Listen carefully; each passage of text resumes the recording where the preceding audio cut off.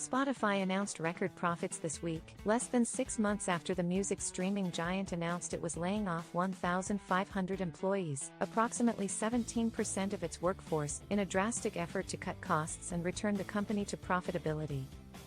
The streamer reported gross profit of over €1 billion, $1.08 billion, on Tuesday, per Billboard. First quarter revenue rose from €3.04 billion, $3.3 billion, last year to €3.6 billion, $3.9 billion.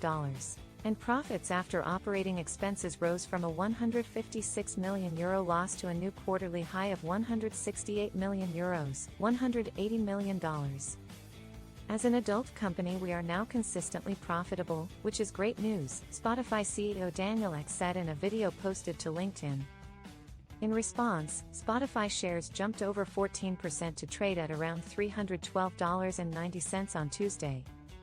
But the company is still reeling from the downsizing in December, which Ek had framed as a substantial action to right-size our costs that was necessary despite being incredibly painful for our team.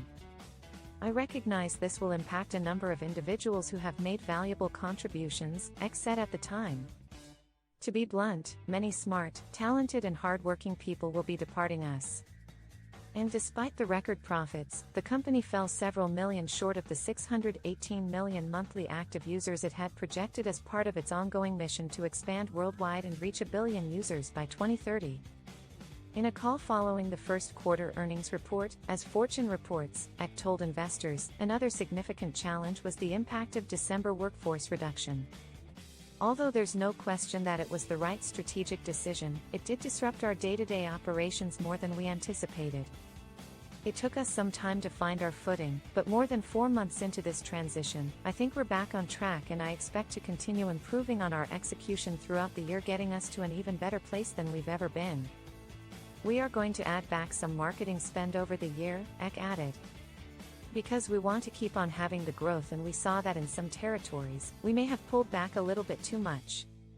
It is really a new Spotify you're seeing, where we are being relentlessly resourceful in all of our costs. The recent layoffs aren't the only measure that Spotify has taken to juice its profitability in recent months.